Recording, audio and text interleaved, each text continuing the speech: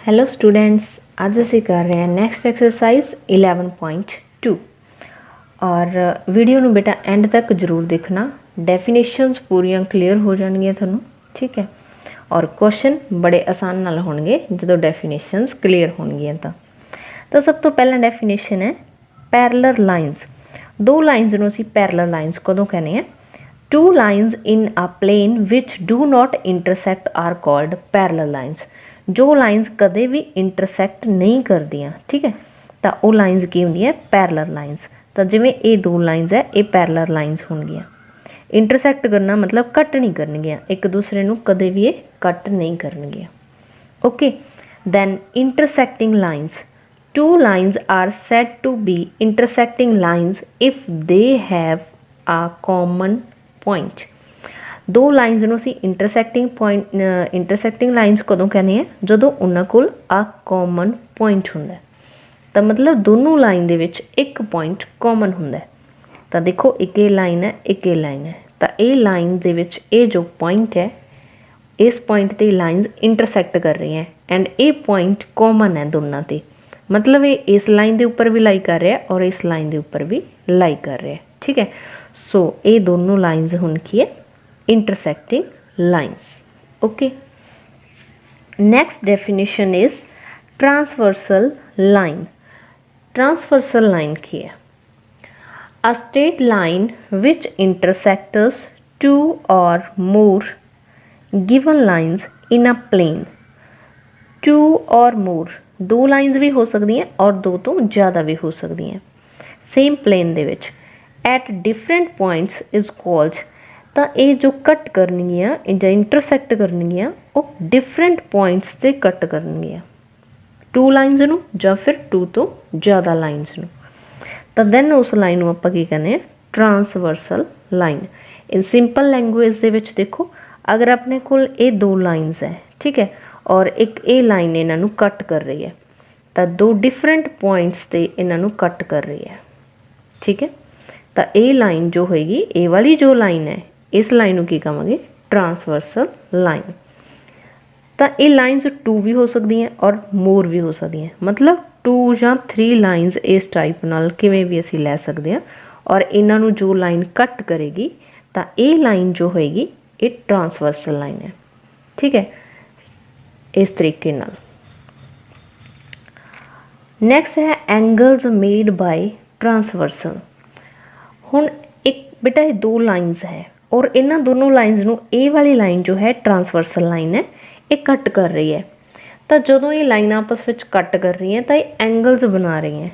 तो ये एंगल्स बहुत इंपॉर्टेंट है, इन्हां नूं याद रखना है। इन्हां दे नाम एंड इन्हां दीयां प्रॉपर्टियां असीं बाद विच करांगे, तो वीडियो नूं एंड तक जरूर देखना, ठीक है। हाँ जी, हुण इस दे विच की है? एंगल नूं आपां नाम देते 1 2 3 4 5 6 7 8, ओके, ताकि सानूं एंगल नूं समझना ईजी रहे। तो फर्स्ट है एक्सटीरियर एंगल्स। तो इन्हां एंगल दे विचों एक्सटीरियर एंगल असीं किहनूं कहने हैं?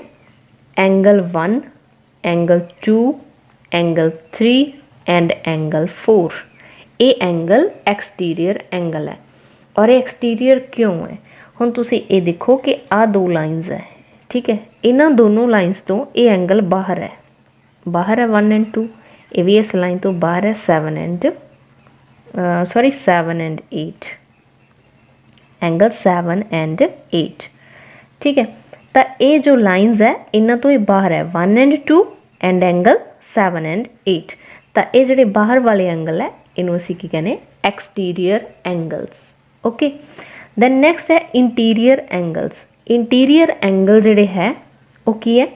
देखो ये लाइन्स है, ये लाइन के अंदर जो एंगल है, तो इस लाइन के अंदर जो एंगल है वो की है? 3 4 एंड इस लाइन के भी अंदर वाला जो एंगल है वो की है? 5 and 6। So this means interior angle की है साढ़े कोल? एंगल 3 4 5 6। ये सारे जो एंगल है वो इंटीरियर एंगल है। ओके, याद रखने का बहुत ईजी वे दस रही हैं तुहानूं, तो इन्हां नूं तुसीं इस तरीके नाल याद रखना है। नैक्सट है अल्टरनेट एंगल्स। अल्टरनेट एंगल का की मतलब है? इस दे विच जो एंगल आपां लैणे हैं वो की लेने बेटा? एक जो ये ट्रांसवर्सल लाइन है उसके एक असी लैफ्ट ते लवांगे एंगल, दूसरा एंगल राइट ते होएगा। ठीक है, ये ध्यान रखना है। और इस दे विच भी अगे दो टाइप्स है। पहला असी लवांगे अल्टरनेट एक्सटीरियर एंगल। एक्सटीरियर हुण असी बाहर वाले एंगल की गल कर रहे हैं। देखो एंगल यही लेना है, ठीक है, इस लाइन दे ट्रांसवर्सल लाइन है, एक इस दे राइट ते लेना है, एक इस दे लैफ्ट ते लै रहे हैं। और एंगल किहड़े लेने हैं? बाहर वाले एंगल, एक्सटीरियर एंगल मतलब ए वाले एंगलों चों। तो ये एंगल किहड़ा बन रहा है? एक 1 एंड एक 7। इन्हां दा बेटा पेयर बनेगा 1 एंगल एंड 7, इन्हां दोनों का एक पेयर है। ठीक है, एंड एक पेयर ये होर बन रहा है और दूसरा पेयर की बन रहा है 2 एंड 8, एंगल 2 ते एंगल 8, ये सैकेंड पेयर बन रहा है अल्टरनेटिव एक्सटीरियर एंगल्स। ठीक है, उस तो बाद सिमिलरली असी इसनूं डिफाइन करना है अल्टरनेटिव इंटीरियर एंगल्स। तो हुण इस डायग्राम तो ही असी देखांगे अल्टरनेटिव इंटीरियर एंगल्स। तो हुण देखो इस ट्रांसवर्सल जो लाइन है इस दे एक लैफ्ट तो लेना एक राइट तो लेना है, बट एंगल किहड़े लेने हैं हुण? Interior angles. तो इंटीरियर किहड़े एंगल है? 3 एंड 5, एंगल 3 एंड 5 ये एक पेयर बन रहा है। एंड सैकेंड पेयर बन रहा है angle 4 and 6, angle 4 and angle 6। ठीक है, दो पेयर बन रहे हैं। और नेक्स्ट है क्रॉसपॉन्डिंग एंगल्स। हुण क्रॉसपॉन्डिंग एंगल्स की है? इस दे विच देखो बेटा ट्रांसवर्सल लाइन है और ये दो लाइन्स अपने को। ठीक है, तो ट्रांसवर्सल लाइन दे एक साइड लेना तुसी, दोनों एंगल ट्रांसवर्सल साइड दे एक साइड ते होणगे, जां उहदे लैफ्ट होणगे जां उहदे राइट होणगे। ठीक है, और दूसरा तुसी की देखना है, जो ये लाइन्स है उसके जां तां दोनों उपर होणगे जां दोनों नीचे होणगे। तो इस दे विच पेयर बन रहे हैं देखो 1 एंड 5, ट्रांसवर्सल लाइन ये है, असी उहदे राइट ते एंगल देख रहे हैं और इन्हां दोनों लाइन्स असी उपर देख रहे हैं। ठीक है, तो एंगल 1 एंड एंगल 5 ये इसका एक पेयर है। और ट्रांसवर्सल साइड दे असी राइट ते ही देखांगे एंगल, बट हुण इन्हां दोनों लाइन दे नीचे देखना है 4 एंड 8। तो एंगल 4 एंड 8 ये सैकेंड पेयर बन रहा है। ठीक है, सिमिलरली ट्रांसवर्सल साइड दे हुण लैफ्ट ते देखना है और लैफ्ट ते देखांगे, बट इन्हां दोनों लाइन्स दे उपर, उपर वाला एंगल की है 2 एंड इत्थे एंगल है 6, so angle 2 and angle 6। Okay, ये थर्ड पेयर बन रहा है। एंड नैक्सट पेयर साडे कोल की बन रहा है?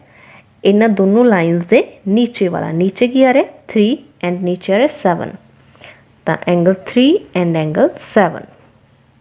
ओके, तो ये साडे कोल जो है 4 पेयर बन रहे हैं क्रॉसपॉन्डिंग एंगल्स दे। ओके, उस तो बाद नैक्सट है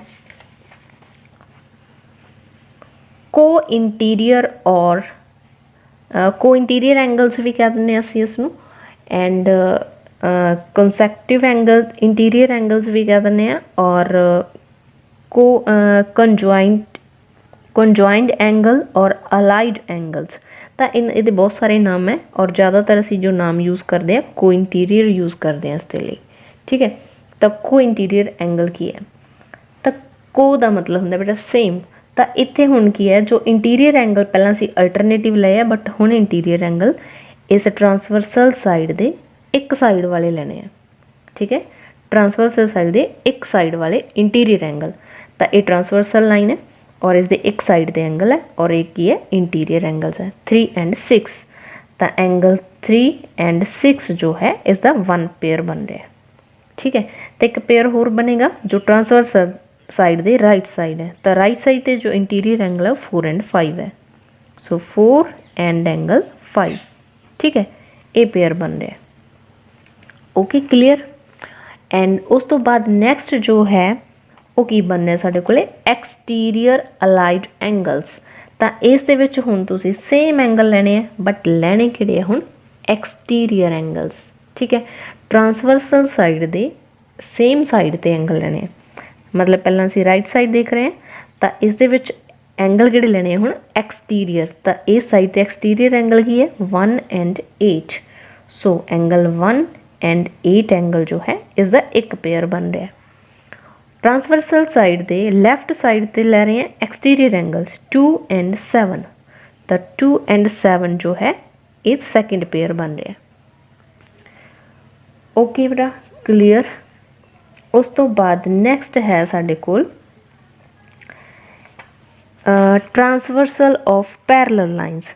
देखो जो हुण असीं पहलां कर चुके हैं, इस दे विच ये जो दो लाइनस है ये वैसे कोई भी लाइनस हो सकती हैं, बट हुण असीं जो ट्रांसवर्सल लाइन देख रहे हैं वो किहदे नाल देख रहे हैं, दो पैरलल लाइनस दे विच। ठीक है, तो ये लाइनस जो है ये पैरलल लाइनस है। अगर ये दोनों पैरलल लाइनस होणगियां तां ही नीचे जो प्रॉपर्टीज़ है वो होल्ड करनगियां, अदरवाइज नहीं करनगियां। ये गल ध्यान च रखना। ठीक है, तो हुण देखो प्रॉपर्टीज़ इसदियां की है। अगर ये दोनों पैरलल लाइनस है एंड एक ट्रांसवर्सल लाइन है तो दैन की होएगा, क्रॉसपॉन्डिंग एंगल्स आर इक्वल होंगे। तो देखो बेटे पहला असीं क्रॉसपॉन्डिंग एंगल्स किहड़े कीते हुए है 1 5, सो 1 5 का एक पेयर सी, ये दोनों एंगल इक्वल होंगे। एंड सैकेंड पेयर किहड़ा सी 4 एंड 8, सो 4 एंड 8 जो है ये दोनों इक्वल होंगे। नैक्सट पेयर 2 एंड 6, तो 2 एंड 6 इक्वल होंगे। And next pair is 3 and 7, तो 3 एंड 7 जो है इक्वल होंगे। ठीक है, क्रॉसपॉन्डिंग की डेफिनेशन क्लीयर है, तो उहदे नाल तुहाडी रिविजन भी हो रही है और नाल प्रॉपर्टीज़ भी हो रही है। ठीक है, और नैक्सट है alternate exterior interior angles. Alternate लेने हैं, इंटीरियर लेने हैं। अल्टरनेटिव मतलब ट्रांसवर्सल साइड दे एक लैफ्ट ते दूसरा राइट ते, एंड इंटीरियर है तो मीनस अंदर वाले लेने हैं। तो की है 3 एंड 5, और ये भी बेटा की होंगे है इक्वल, सो एंगल 3 एंगल 5 दे इक्वल होएगा। एंड सैकेंड पेयर साडे कोल है 4 एंड 6, एंड एंगल 4 जो है वो एंगल 6 दे इक्वल होएगा। नैक्सट है अल्टरनेट एक्सटीरियर एंगल्स। हुण अल्टरनेट है मतलब एक असीं ट्रांसवर्सल साइड दे लैफ्ट ते लवांगे, दूसरा राइट ते, बट हुण एंगल जो लेने हैं वो एक्सटीरियर एंगल है। सो एक्सटीरियर एंगल अगर 1 लवांगे तो 1 नाल की आएगा 7 आएगा। सो एंगल 1 एंड एंगल 7 ये दोनों एंगल्स इक्वल होंगे। ठीक है, एंड उस तो नैक्सट साडे कोल की आएगा,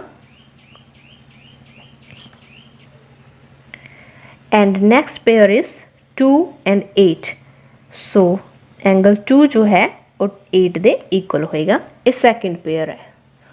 ओके क्लीयर। सो नैक्सट असी इस डायग्राम में यूज़ करके फोर्थ पार्ट हैज़ द को इंटीरियर एंगल्स। तो को इंटीरियर एंगल साडे कोल की बन रहे हैं, देखो को इंटीरियर एंगल जो है वो की होंगे है, सप्लीमेंटरी एंगल्स होंगे है। ठीक है, सप्लीमेंटरी मतलब जिन्ना एंगल का सम 180 डिग्री होएगा। तो को इंटीरियर एंगल्स मतलब ट्रांसवर्सल साइड दे इको साइड से जो दो एंगल है 3 एंड 6। ठीक है, सो 3 एंड 6 एंगल जो है उन्होंने दोनों का सम कितना होएगा 180 डिग्री। सेम एज हुण ट्रांसवर्सल साइड दे राइट साइड ते देखते हैं असी दो इंटीरियर एंगल है जिहड़े, तो ये एंगल जिहड़े है कि होणगे 5 एंड 4, एंड 4 एंड 5 ये दोनों एंगल इन्हां दोनों का सम भी की होएगा 180 डिग्री। ओके, नैक्सट है एक्सटीरियर अलाइड एंगल्स। ये आप जो लास्ट टाइप की हुई है, मतलब भी सेम है बेटा। एक्सटीरियर एंगल लेने हैं और एक एंगल्स किहड़े लेने हैं असी जो ट्रांसवर्सल साइड दे सेम साइड पे लाई कर रहे हैं। ठीक है, सो ये एंगल्स किहड़े होंगे साडे कोल, जो 1 है एंड जो 8 है। सो 1 + 8 ये भी दोनों एंगल सप्लीमेंट्री है, तो दोनों का सम 180 डिग्री होएगा। तो सिमिलरली सेकेंड पेयर है 2 एंड 7, सो एंगल 2 + एंगल 7 इन्होंने दोनों का सम भी कितना होएगा 180 डिग्री।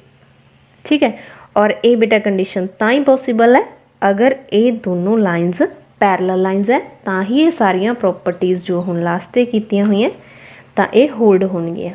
ठीक है, थैंक यू फॉर वॉचिंग।